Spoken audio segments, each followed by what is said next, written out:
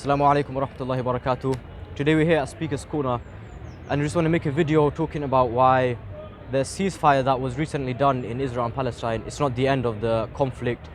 And the reason why everyone was speaking out, it wasn't because we wanted a ceasefire, it's because we wanted to end the occupation and the active oppression against the Palestinian people. And so today we're going to talk about why a ceasefire is not the end and why we're going to continue our cause and the protests against Israeli occupation. So I'll let Zakariya take over. Now, obviously, I just want to start by giving an analogy. Would it be perfectly? Give me the mic. Look at this guy, bro. Clown. The whole world's seeing you. Would it be logical for Winston Churchill to make peace with the Nazis? Would that make sense? Would it make sense for anyone to say, you know what, the Nazis, I think a ceasefire makes sense. This terrorist occupation state needs to be dealt with. You're not going to let, an Arab country do that to, let's say, a British country. If Algeria turned around and started oppressing Spanish people, leaving them in concentration camps and restricting them, the first thing people would say is we need to destroy these guys, right? And also, you can see since the 1950s and the 40s, the landmass of the Palestinians have been shrinking and shrinking and shrinking. And the lands that they're pushing them to are the most dry lands, arid, useless lands. There's no water going by. You can't do anything with their land. So when they say two-state, know that they're doing two-state for the majority Palestinian population. So they're going to push them into the arid lands, which they already forced them into. The useless land. So it's not really going to make a difference. If anything, you're letting them get away with it. Yeah. And also, I just want to give you a taste of the few statistics that this terrorist state has done. Honestly, Zionism is a compliment. Honestly, Zionism is a compliment. Over 3,000 killed in the last 3 years. Over 500 killed in the 2014 attack on Gaza. 75% of Gaza's population were Palestinians from different parts of Palestine who were forced into it. And now, Gaza is the most densely populated place on earth.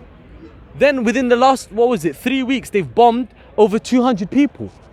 And like, children. 60 of them were children. We have their names and faces and their government documentation. You don't really need to look too far to find it. So you're telling us that we're gonna just have a peace with this terrorist state? Does that make any sense? No.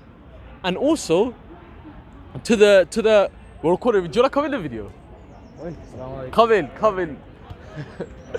Right, guys, come in. We're talking about Israel. Do you wanna give your piece? Are you sure? All right. Obviously, now this is an issue also for the Muslims, because I've seen so many Muslims say, it's over. We can't really do anything. They're too powerful. They're being funded by the Americans. Are you drunk? Allah subhanahu wa ta'ala is watching you and you're saying you're giving up on them. You do realize on Yawm al-Qiyamah you're going to be questioned for this. Is the believer's right for another believer to come and defend him? Bare minimum. And these Palestinians, right, they've been abandoned by the Christians. They're Christian brothers and sisters. Do you want us to drop onto the level of those Christians? Do you really think that Allah subhanahu wa ta'ala wants us to be like the kuffar?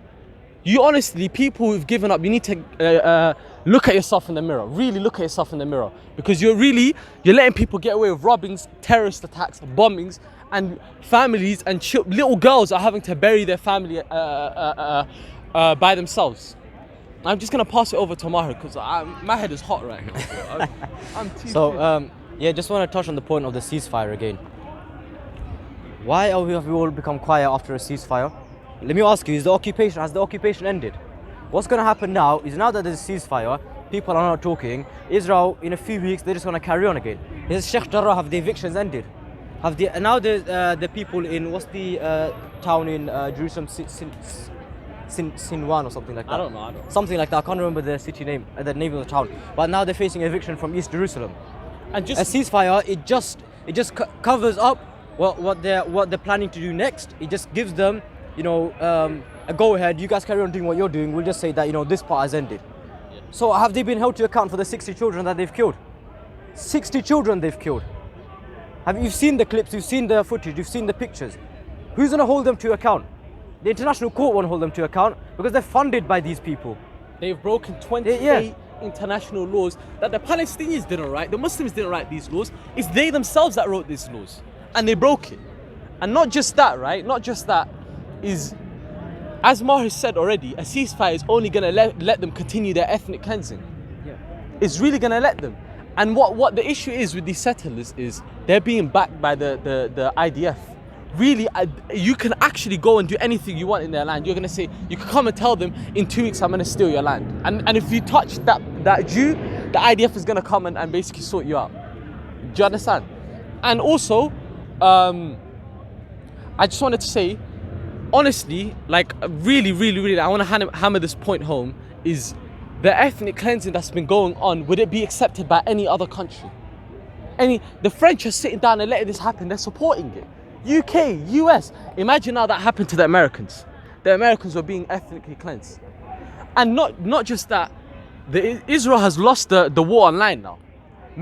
We've seen some of the largest pro-Palestinian protests in history, just these past few weeks.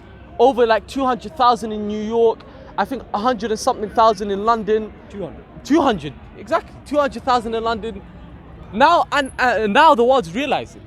You see now, pro-Palestine and stuff is trending all over social media. Now the news outlets, if anyone don't know, news outlets, BBC, them guys, their views have been dropping over the years. So they're becoming irrelevant now. People are getting rattled, oh, the news is biased. They're dying anyways. No one cares what the news has to say. It's all about the social media. And now the world is realizing that, yo, these guys are terrorists. And I just want to say one last thing. Though I disagree with Judaism and I feel Judaism is false, Judaism is free from these Zionist terrorists. They're free from them. The Jews that actually know their stuff, and we've got quotes from Jews in the 1940s and the 50s when Israel was established. They said, what we're doing to the Muslims is absolutely disgusting, and God's gonna hate us for it. Yeah, Judaism is free from Zionism. I just want to pass it over to Maheer to conclude. I'm gonna finish off. Just one more thing I want you to say was, I actually forgot what I was gonna say now. Oh yeah, no, your voices do matter, and what you're saying, it does matter, because this time, the protest that we saw last week, it was the largest protest ever in British history about Palestine. So what you're doing, your voices, they matter. Keep speaking up, keep sharing posts, and attend the protests, because the narrative is changing now. Israel, they're losing control of the narrative. Why did they have to bomb the Al Jazeera and AP building? It's because they're losing control of the narrative. The ministry of something in Israel, one of the terrorist ministries, they wanted to control the ads that were being put up on YouTube, on Muslim YouTube channels. They already have. Yeah, they have, but then obviously the Muslim YouTubers, they realized and they spoke out. Your voices do matter, and the narrative is changing. So keep speaking out and don't stop. Yeah. You want to say anything else? Yeah, just one last thing. These terrorists, I wouldn't even call them Zionists, terrorists now. Have you seen IDF and Israel? They have their own social media account now on Twitter, Instagram, this, that. They're looking for sympathy points. They know the news outlets are dying. They go onto the social media. Everyone's laughing at them. They're a laughing stock.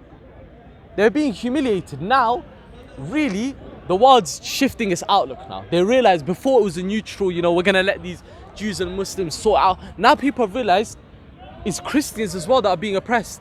Their churches are being burnt down. Their homes are being stolen. They're being put in Nazi-style concentration camps. Nazi-style concentration camps. Is that acceptable, really? 28 international laws broken. Over 500 children killed in 1 year. 3,000 children killed in the last 3 years. Is that really acceptable? It's down to us to speak out. And don't ever think that your voices aren't heard. Because each individual on social media, if we get together, trust me, there's 2 billion of us across the world. If we got together and we really put our heads together, we could actually sort something out. But anyways, I just want to end it there. Yeah. Assalamu alaikum wa rahmatullahi wa barakatuh.